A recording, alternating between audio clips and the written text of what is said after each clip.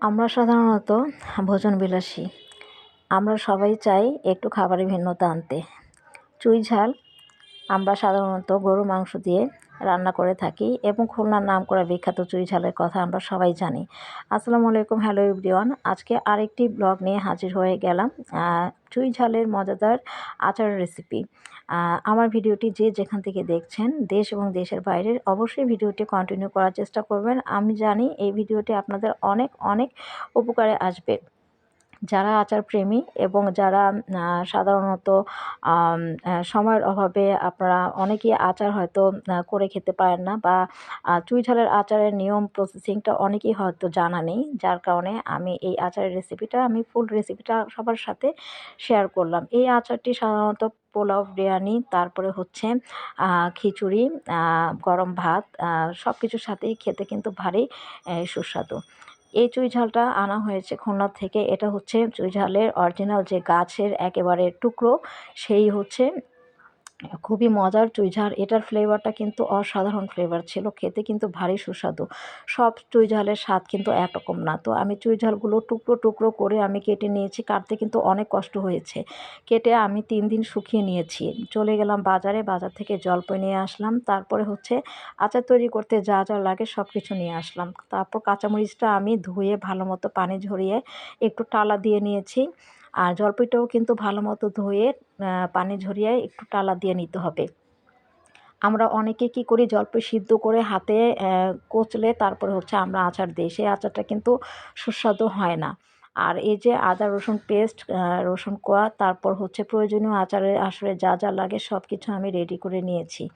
আর কাঁচামরিচটা আমার টালা হয়ে গেছে। তারপরে ভিনেগার, যেটা আচারটাকে আরও সুস্বাদু এবং ভালো রাখে। সরিষার তেল, তারপর হচ্ছে যা যা প্রয়োজনীয় সব কিছু আমার হাতের কাছে। এখন আমি চলে যাব আমার আচার তৈরিতে। আমি কড়াইতে সরিষার তেল দিয়ে নিলাম। তারপরে হচ্ছে আমি সেই রেডি করা যে রসুনের কোয়া, সেগুলো ছেড়ে দিব। তারপর যেটা করব, তারপরে আমি এগুলো গরম হলে আমি 5 ফোড়ন দিয়ে দিব। 5 ফোড়নটা দিতে হবে। একটু নাড়াচাড়া করে তারপর হচ্ছে আমার যে টালা জলপাই, আমি পরিমাণ মতো চুই ঝাল অনুযায়ী আমাকে একটু জলপাই সেভাবে করে আমি নিয়ে নিব।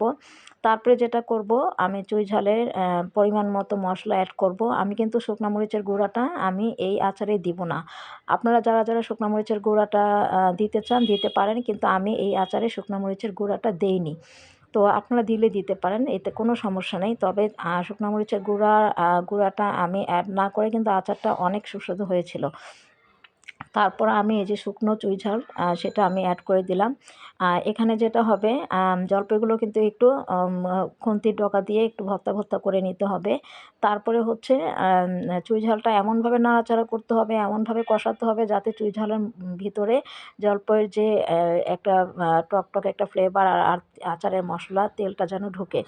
আমি এটা নাড়াচাড়ার উপরে রেখেছি অনবরত।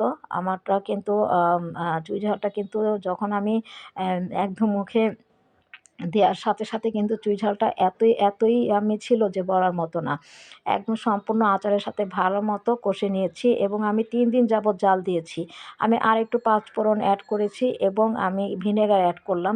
জাস্ট আচারটা হওয়ার কিছুক্ষণ আগে, নামানোর কিছুক্ষণ আগে আমি ভিনেগারটা অ্যাড করেছি। তারপর ভালো মতো আমি নাড়াচাড়া করে নিয়েছি। তারপর যেটা করতে হবে, একটু ভালোভাবে জাল করে নিতে হবে। তারপর 3 দিন যাবৎ জাল দিতে হবে। জাল দেওয়ার পর তারপর হচ্ছে এটা হচ্ছে আমার 3 দিন জাল দেওয়ার পরে আমার আচারের ফাইনাল লুক।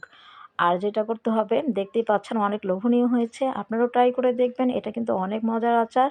আর আপনারা যদি আচার আমাকে অর্ডার করতে চান, অবশ্যই অর্ডার করতে পারেন। আমি পৌঁছে দিব আপনাদের বাড়ি। যারা পছন্দ করেন বা যারা আচার প্রেমী আছেন, এই তো আমি বয়মে নিয়ে নিলাম। আচারটা কেমন হয়েছে অবশ্যই কমেন্ট করে জানাবেন। আজকে আমার এই পর্যন্ত। আচারের রেসিপি অবশ্যই আমাকে কমেন্ট করে জানাবেন এবং সবাইকে আল্লাহ হাফেজ।